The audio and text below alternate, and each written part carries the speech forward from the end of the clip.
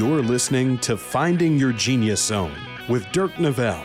With the help of successful individuals across industries, Dirk breaks down the unknown parts of every vocation while highlighting the importance of finding a career where you can leverage your natural skills, passions, and interests. Now here's your host, Dirk Nevelle. Hello everyone, this is Dirk Nevelle. On with me is a friend, Leif Johnson. Leif, welcome. Hey, Dirk. Well, good to have you. Good to have you.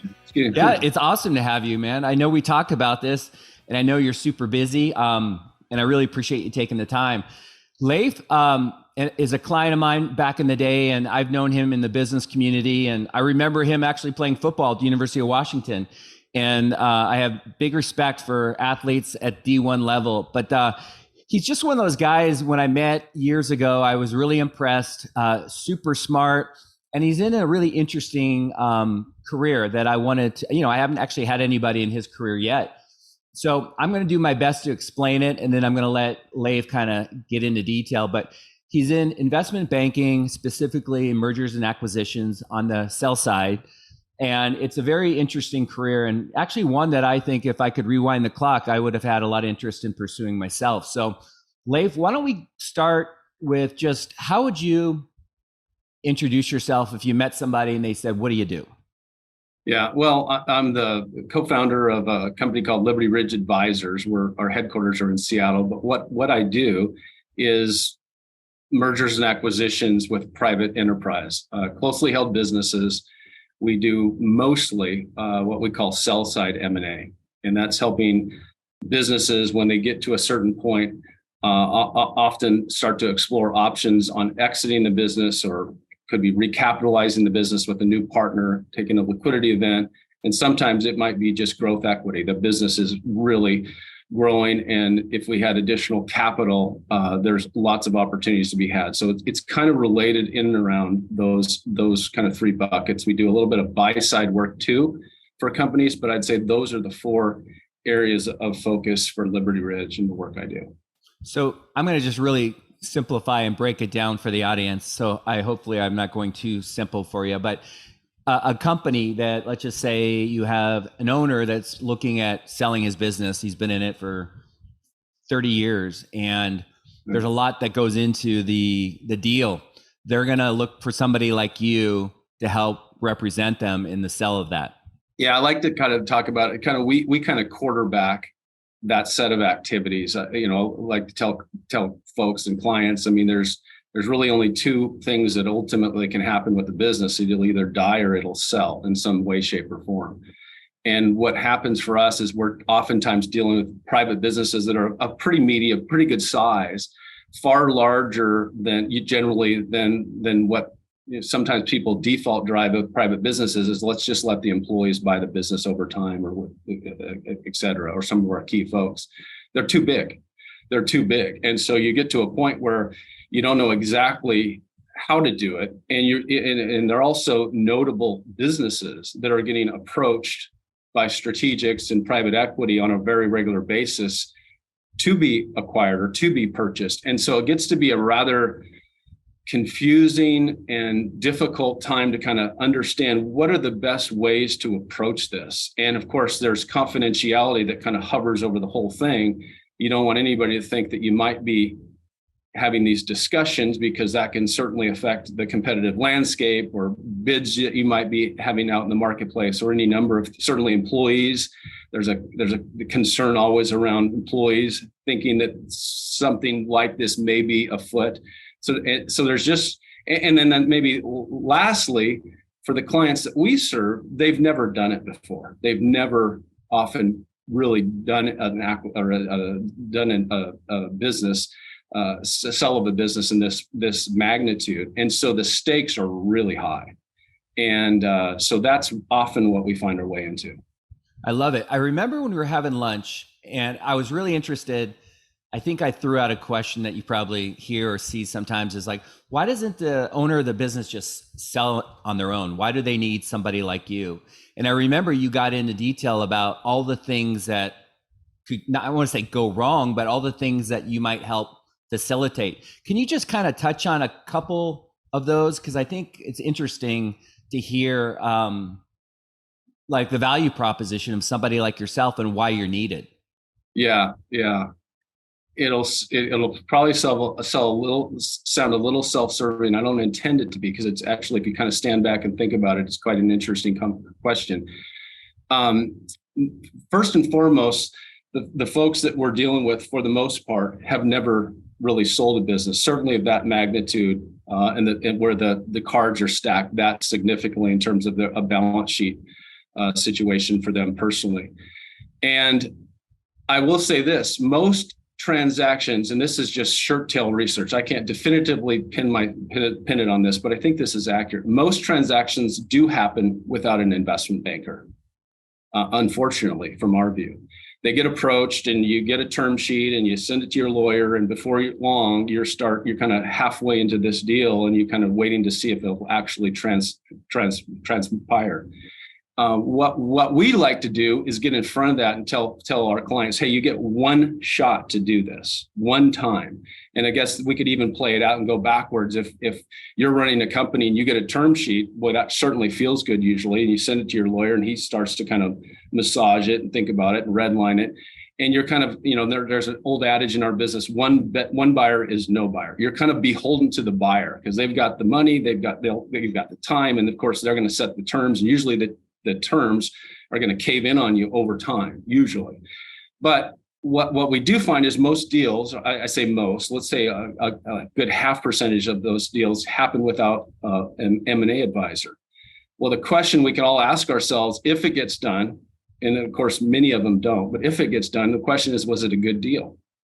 And the truth is, you really don't know, because you haven't gone out to the market. And this is a big world. There's lots of money. There's lots of buyers, international buyers and niche buyers all over the place. And so what we do is operate in a fashion where we can go out on a very targeted basis, measuring confidentiality throughout the process, and bring about term sheets in a very organized, professional fashion that turn into IOIs, that turn into management meetings, that turn into letters of intent, where we're, I like to talk about it. I don't care if you're running a CrossFit gym in your basement, or you're trying to sell $1 billion business. When you have the right kinds of people competing at the same time, it just brings out the best in us.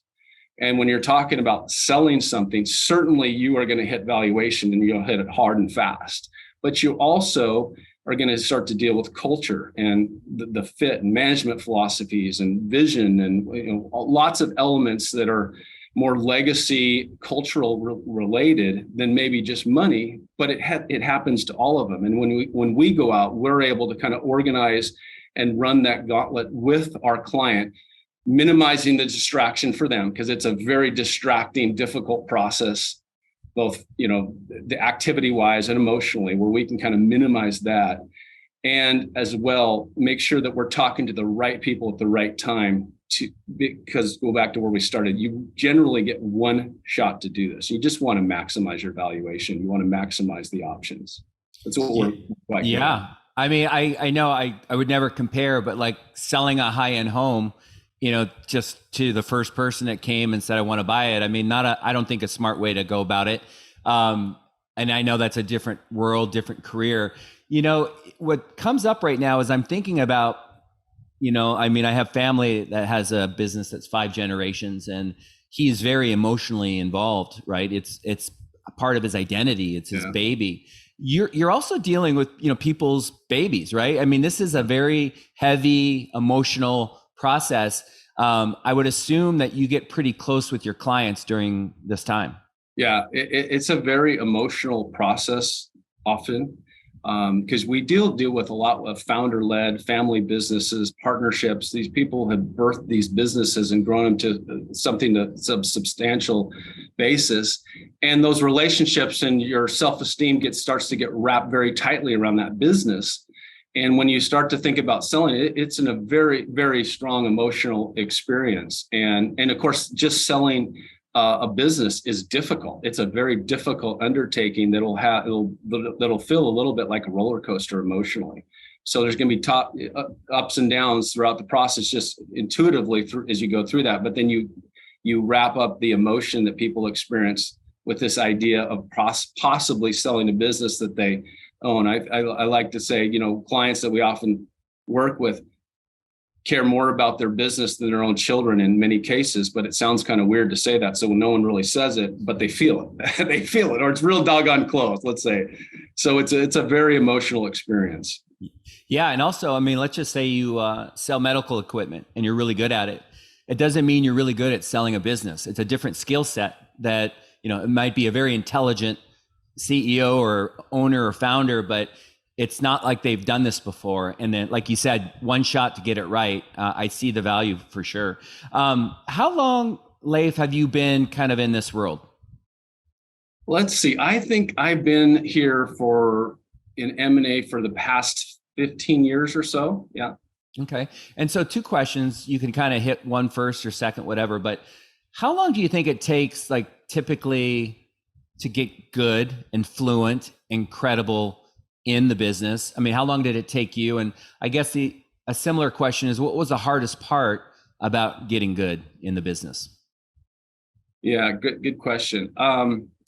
Well, you're always learning. I mean, even today, and I love that part about the business. It's kind of evergreen. You're always learning, growing, and developing, or you should be. But I think certainly that those first 3 years were choppy and awkward. You just aren't quite in your groove yet. You're still learning at a very aggressive pace. So you're still kind of going through the learning the ropes of the business, and creating value. Of course, you want to throughout, but the first 3 years I felt kind of awkward. Yeah. Yeah. And so then what makes, I mean, I don't mean to put you on the spot, but I will. What makes you good? Like, what are the skill sets? I'm sure there's different flavors and ways to do. You have competitors, friends that maybe are a little different or unique. What would you say the 2 or 3 characteristics that you think are really important? So if somebody's kind of interested in doing what you do and they're kind of looking in the mirror and thinking, do I have these qualities or these traits? What would you say the ones that you have served you? Or you could answer it in a way of people that you've seen come into the business do really well because of X, Y, and Z. Yeah. Well, I had a background in history. Maybe we'll get into it later that I think, frankly, served me very well. So I think, and there's all kinds of ways to do surveys and studies where you get self-reflection. One of my greatest strength is influence. I have a good, strong ability to influence people, and I think I have perhaps a presence and a way to organize my thoughts and speak to people that resonates. And, that's, kind of an affirmation that I've used for decades. People listen to me when I speak because I've got something of value to say. And when you say that from your core, and it's not just made up, but it's kind of who you are, and you're saying something of value, you can influence. And people are at a particularly important time, of kind of a vulnerable time, and looking for someone that knows what in the world they're doing, how to do it, and providing a willingness to support them and care for them, and give the necessary guidance to do that. I think that has played well for me. We also end up in pitches and presenting ourselves along with and against competitors. I think, again, some of my background in presenting and being around leadership teams has played well there. And by the way, I don't mean to cut you off. We will definitely go, because I want to talk about what you did before, and we'll get into detail on that. What about, what you're doing is you have to read balance sheets. You have to understand cash flow. There's a lot of business knowledge too that you have to have versus just being a good presenter. Oh, no question. So we take on a lot of information, develop marketing materials and supporting documents that we prepare to take out to the market. And the ability to understand it, speak to it, and tell a very effective story, perhaps a growth story, more specifically about not only what kind of business we have currently, but what could it look like? What can it be? What is it growing into? And being definitive and being able to back that up with not just emotion, but logic is paramount in our space. So, like, if you're on vacation, are you the kind of guy that will read a Wall Street Journal, that you just want to read about business, economics? Is that naturally something that you gravitate towards? I love it. Yeah, I do like that a lot. Yeah, and I think that's really important to notice when Leif's talking is, like I have a friend in my industry and he will read till midnight, like anything he can get his hands on related to the finances and et cetera. And so it's one of those things, like if you're not really into it and you think you want to be in this space, you might want to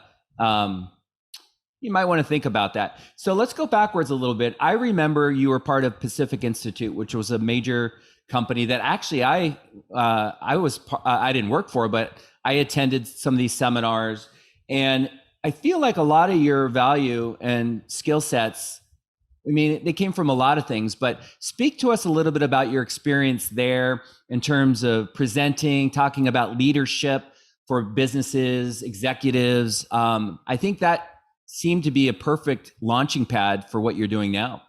Yeah, I wouldn't necessarily have thought that at the time, but it's interesting. So I really my first work out of University of Washington was with a group called the Pacific Institute. It was one of the kind of world leaders around kind of leadership development. What we did in essence was taught performance psychology to leaders, whether it be in the military, professional college sports teams, U.S. Olympic teams, to certainly lots and lots of folks in the corporate world, again, around the world.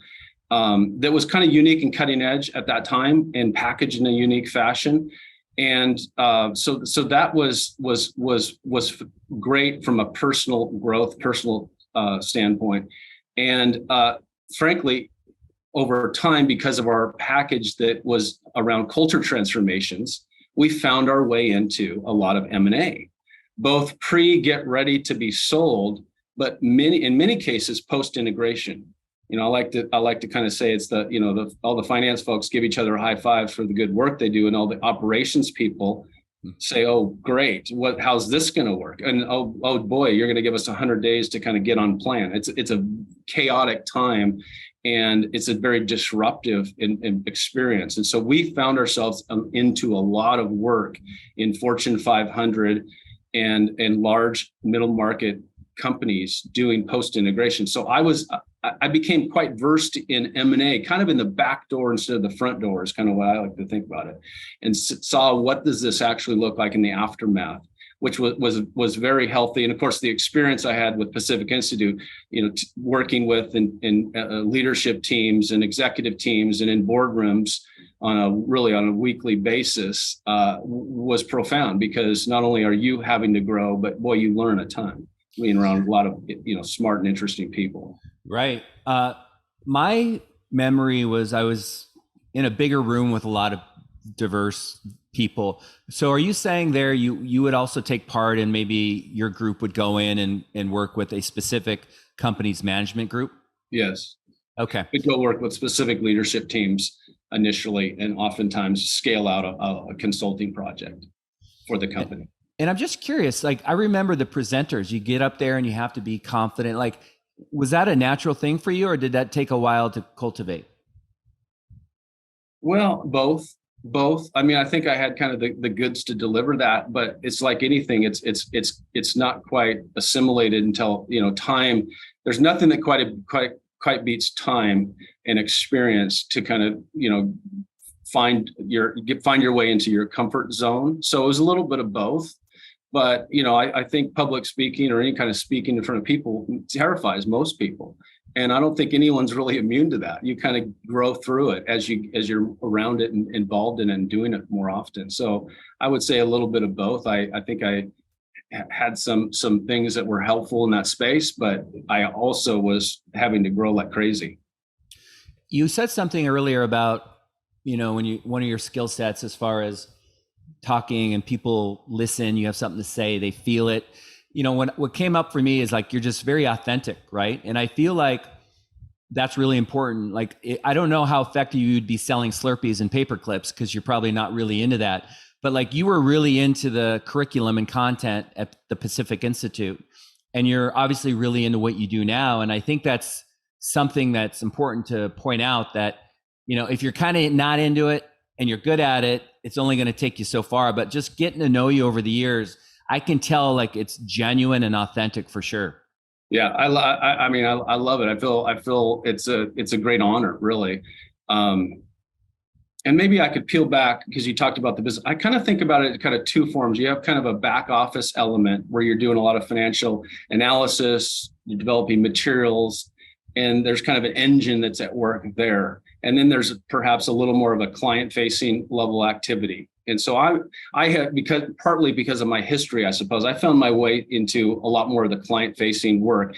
They're both important, equally important. Oftentimes, as you're starting in the business, obviously you'd be starting in as an analyst and developing the backbone of the business elements that are going to be so necessary. I kind of skip that a little bit given my work history and past history. But back to your question, I feel a huge obligation and opportunity to serve clients.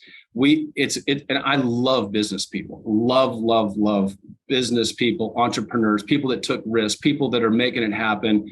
And I just feel honored to be in that space. And I feel for them to, spend oftentimes not only years, but maybe decades building up these substantial businesses and getting to a point where you have to start to think about exit strategies and being able to not only work with them, but be, kind of aligned with them, be a partner with them in this season of our life and walk them through that process and do so in an effective fashion that gets them to higher ground and gets an outcome that everybody's not only satisfied, but hopefully ecstatic with. And of course, we are talking about big time dollars in terms of liquidity events. And when we do our job right, of course, we intend to do that all the time. We should change people's lives, financial lives. And not only, frankly, because of the size of businesses we're dealing with, not just their lives, but really the family tree should pivot and change as a result of it. And I feel tremendously excited about the fact that we get to be transformative. We really get to touch people in a unique fashion that when we show up and do our job right, everything should change. Matter of fact, life should not ever be quite the same. And in a good fashion. It's going to be a different way, but a better fashion, a good fashion, and the ability for these families to seize the opportunity that maybe even their grandfathers embarked upon. And then now they have the opportunity to do it a little bit differently going forward with the liquidity event, but then they could perhaps put seed money and help their kids grow their enterprise and do all kinds of philanthropic things, and who knows what they're going to do, but enjoy the fruits of their labor for sure. So question is coming up right now. So it can take, correct me if I'm wrong, it can take 6 months, a year, 2 years, developing the relationship and then the process, term sheets, going through the process. Is it typically you have one relationship with the client and when you're done, is it often that you work with them again, or is it kind of a one-time thing? I'm sure that you're very good at what you do. They refer you off to other business owners, but do you get to work with the same client typically more than once, or is it a one-shot deal? Most of the time in kind of, again, the space that we call middle market, sell side M&A, it's one time. But we do have serial entrepreneurs, and there are folks that we've sold businesses. Of course, they can't help themselves, so they start new businesses or already have a hand in one, and we've come back and helped them sell future businesses as well. We do that. Certainly, that's more of a minority of the work. Most of the time, it's guiding them through this one-time event, and really, oftentimes, it's a one-time event in their entire life, and it takes a long time. There's a time to cultivate the relationship and build trust and make sure there's clarity on the outcomes that everybody is zeroed in on. There's lots of discussion around valuation and buyers and multiples and markets and all that. We're always kind of pivoting and working our way through through the course of those conversations. But at some point in time, you plant the flag and say, let's go. And when you go, it really is a process, usually a sell process of a business. There's time that it takes to kind of develop the materials to kind of get ready and get approvals from the client to make sure we've got the target buyers list all laid out and clear, and then the materials are accurate and are really telling a go forward growth story. And then the process itself is multi-stepped, and it takes the better part of 8 or 9 months to fully execute a sales process. Some clients will say, can we do it faster? Can we just do it faster? And the answer is not really. And maybe, I mean, could you? Sure. But to get the best outcomes, it really does kind of take the process and the steps that we go through to kind of drill down and get the optimized, buyers, valuations, interest level, board support, approvals, financing, all that goes into these things to kind of make sure we can get across the goal line. So I know there's a lot of steps from A to Z that are involved in doing what you do. And I know they're different. Some are different, some have similarities. The question I have is what's the hardest part about the A to Z, the process? Is it building the relationship and the trust? Or is it equal, all the steps equal? But I would think there's one thing in particular that might be more difficult than others. There's always tension. And the tension is, you got kind of two opposing sides. We've got a seller that wants to max out the opportunity at hand. And you have, just like any buyer, and they don't have to be buying a company, but you want to get the best value usually. You want to get the best deal. You don't want to overpay, certainly, for something. So we have buyers that want a premium, let's call it, and sellers that I don't know that they want bargains. We're dealing with quality folks that have lots of capital and know how to value things, but they don't want to overpay. I mean, by God, we're not in the business to overpay. So there's kind of this constant tension. And then what happens, because it's such a long process, we're kind of walking our way through a forecast that we publish, but yet now we're walking in and having to prove out. So there's lots of things that can go awry that are outside factors that we have absolutely no control of. Really very little control of. And that's kind of just the nature of the business. The business could have some soft months, which cause buyers to hesitate. There could be, debt financing challenges. We're experiencing more of that these days. There's lawyers that are better at finding problems than solutions. There's all kinds of things that are kind of warring at each other that have what sometimes feels like very little to do with getting an agreeable deal across the goal line. And so you're trying to kind of juggle all these pieces and all these balls. We're satisfying the various elements that pop up. All the while, you've got a client to serve and a mandate to execute. And that's job one. And that's really all the focus. But at the same time, you're trying to kind of manage these steps, parts, and pieces as you go through it that oftentimes have some tension tied to them. And sometimes you can't control elements of it, which maybe is perhaps the most frustrating. Is there some things that are sometimes out of your control, and what you have to do is through that is kind of client management. You have to manage people in their emotions and their experiences to kind of keep them saddled up and say, hey, we will get through this. We can do this. This is not abnormal. We're going to find a way to get this done, and that kind of overarching theme is really important to get deals not just started, but most importantly, get done. Yeah, I can see where the psychology background comes into play. I mean, it's really interesting. Is there something that has caught you off guard that you didn't see coming, that you're like, I know the first 3 years was a lot about learning and just kind of understanding the industry, and now you're in it for a while, but is there anything you can look back and say, wow, I did not see this as part of this career? Perhaps twofold. I would say I feel we certainly have peers and competitors and friendly competitors and the like. I have a high degree of respect for anybody that really gets deals done. Not a deal, but just is in the business of getting deals done, because business deals are hard. They just really are. I hate to be, throw that out as a kind of a negative affirmation, but they're challenging. They're just built to be challenging. And so I've got a great deal of respect for people that can get deals done. So my first learning is, boy, this is a tough business, for one. It's not to do it once, but to do it over and over and year after year and decade after decade. The second thing is I learned and appreciate differently now than maybe when I started how rewarding it is. This is a great business to be in, because there's psychic pay value in terms of when you have clients in that, they don't give you handshakes, they give you bear hugs. I mean, they really appreciate what you've done. And they've kind of gone through this, and they don't know when they start what it looks like usually.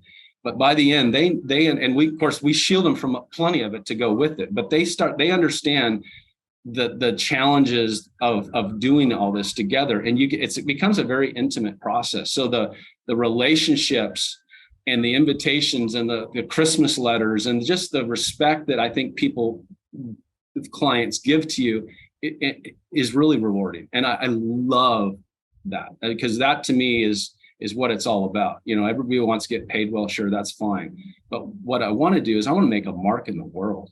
I want to do something that matters, and what we do really matters.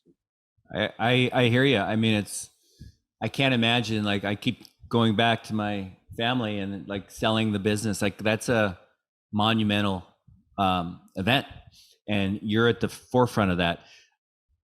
One of the questions I have that came up is, I'm a little confused, and sorry to be kind of elementary about this, but investment banking, it feels like that's a term that can mean a lot of different things.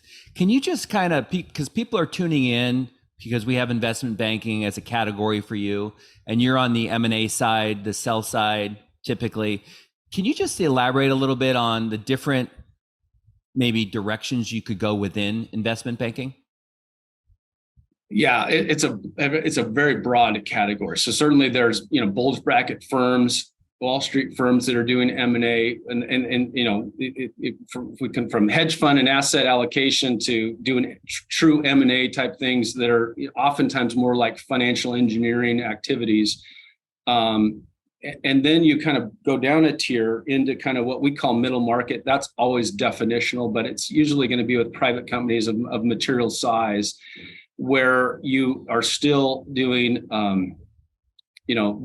in our space anyways, the sell side, or you could do buy side work just the same. I mean, there's firms out there that do buy side. That's all. Is like we do sell side. Other firms could do buy side work, where they're helping find and identify firms for their clients to buy, as an example.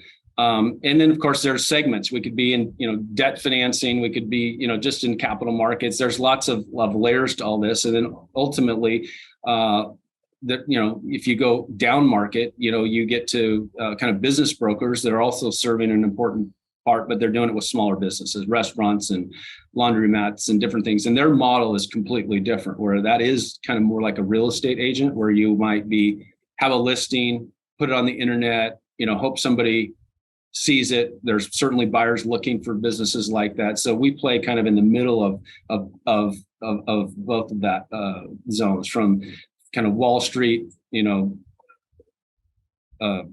investment banking style activities to, brokerage type. And we're kind of in the middle, usually dealing with firms that are going to be, often call it, in our space, what we like to see is probably $20, $30 million of revenue up to about 200, 250 is where we find ourselves in a lot of activity. I appreciate that. And again, I don't mean to go out of bounds on these questions, but I've always been curious about that. And then I guess the other day I was listening to this really interesting podcast about raising money, series, A, B, C, whatever. And they're talking about how it's going crazy right now in the AI world. Do you ever get involved with that kind of stuff, or is that a totally different animal? We get lots of phone calls, lots of interest, lots of people walking through our office interested in fundraising, raising capital. We do not do that. So, there's folks that do that. That's not a space we deal with. So our kind of niche is going to be in profitable, cash flow generating businesses with good, solid customers, and often probably a pretty dialed in long history of success. And those are the companies that we find ourselves working with, not kind of often not venture backed as a result of that. Okay. Not asking at all what you make personally, but can you just speak to the whole compensation model in your industry? My guess is and correct me if I'm wrong, but based on the size of the sale can affect you make, but is it you make what you like? We always say you eat what you kill in our industry. You close a loan, you help somebody, you get paid. You don't get paid. Is it the same with you? I mean, is there a salary involved, or are you getting paid when the deal gets done? Well, there's different kinds of firms with different kind of compensation models, of course. I think most of the time in the space that we're in, you'd have a salary and then a bonus structure, oftentimes a year-end bonus that was either kind of preset or might even be discretionary based upon the performance of the firm or personal contribution.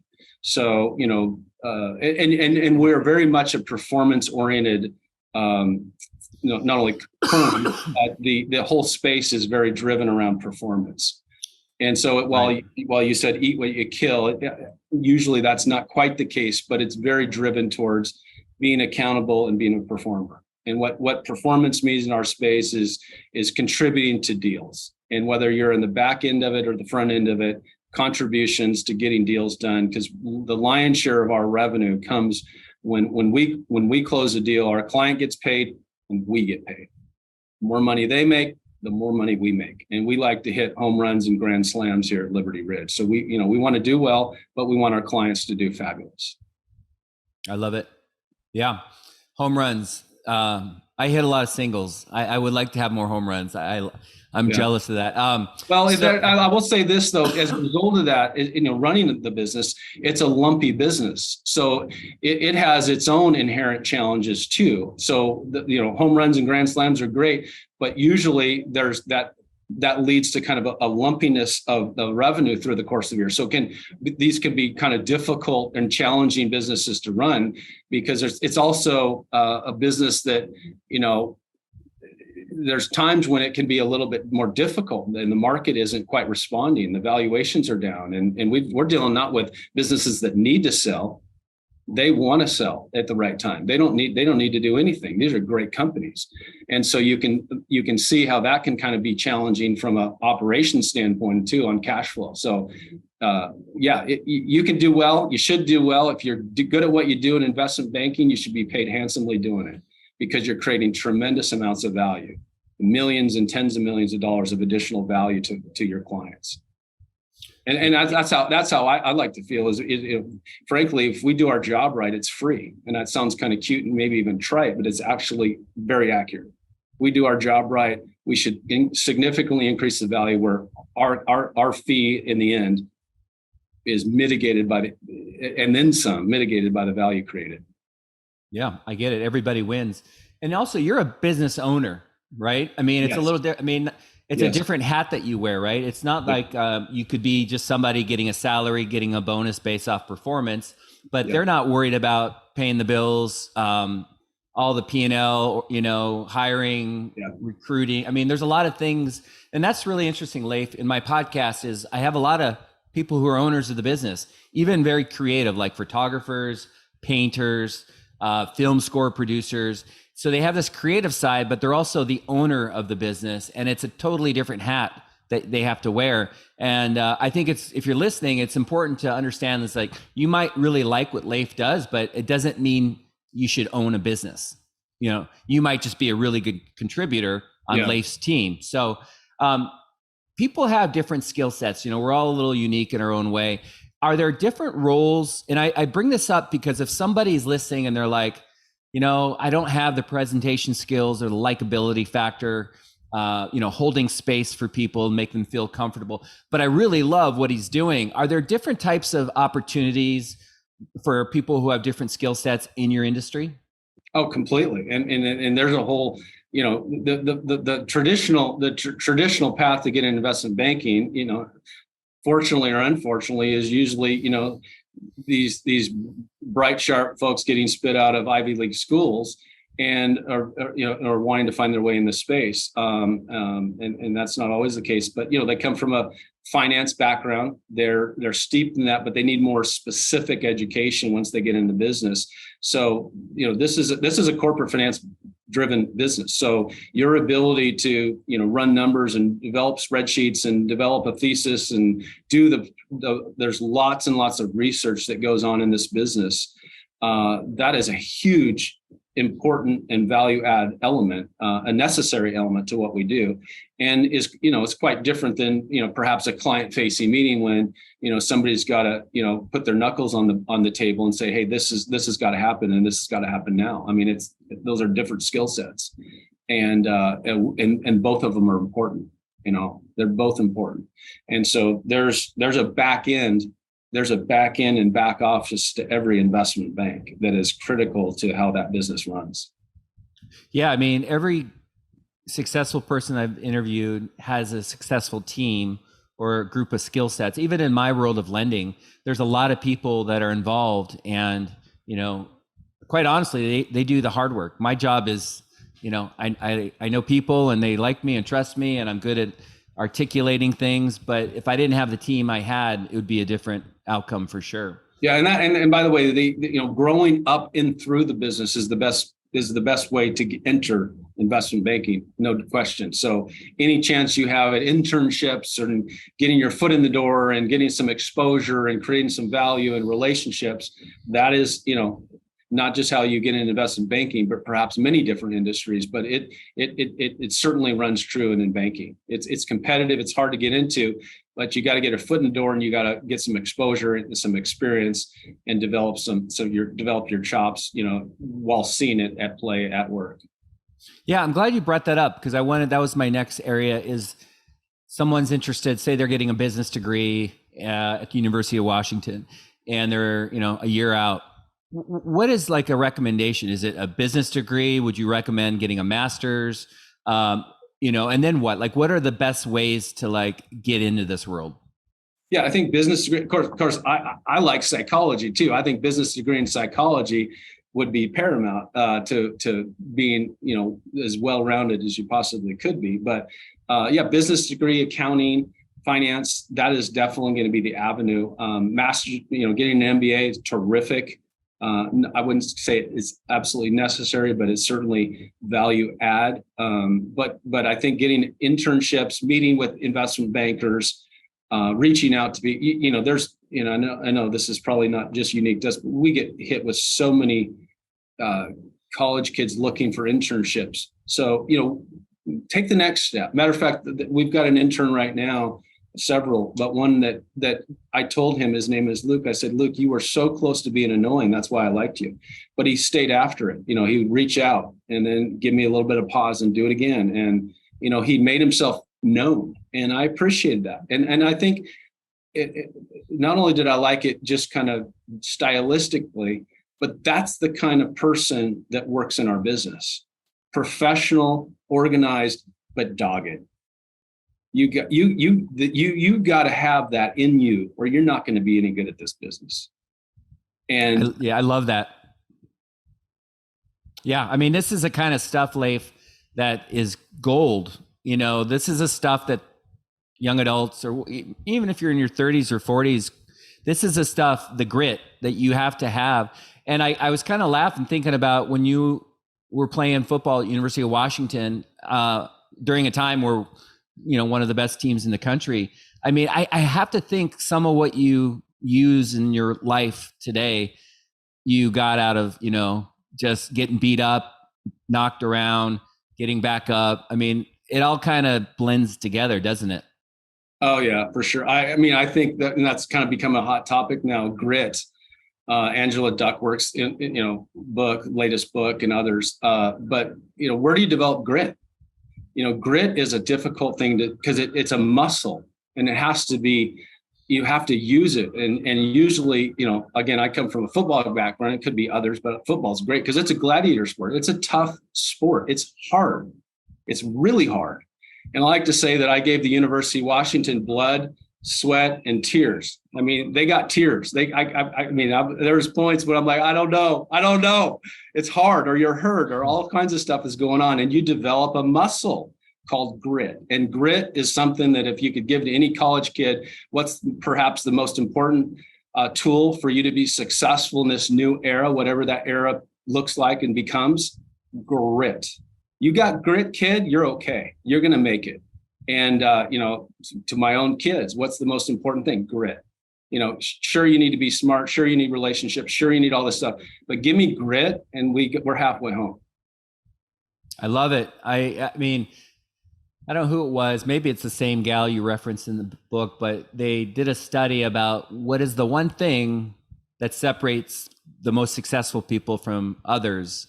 And it wasn't intelligence. It wasn't where they were born or what college they went to. It was grit. And I'm just thinking about all the times in my life that maybe weren't going perfect. And I'm struggling right now in my industry. It's tough, but I always fall back on grit, and it's always gotten to me where I need to go.